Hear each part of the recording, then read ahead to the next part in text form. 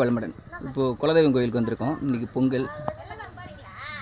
முத பொங்கலை நம்ம என் வீரனுக்கு வச்சு நல்லா ரெடியாக இருக்காங்க.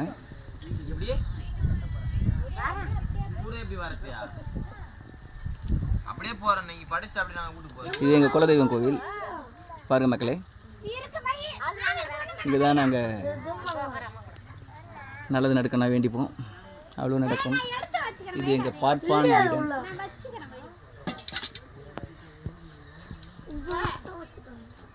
வேண்டிங்க, உங்கள் பிரச்சனைலாம் தீர்ப்பார்.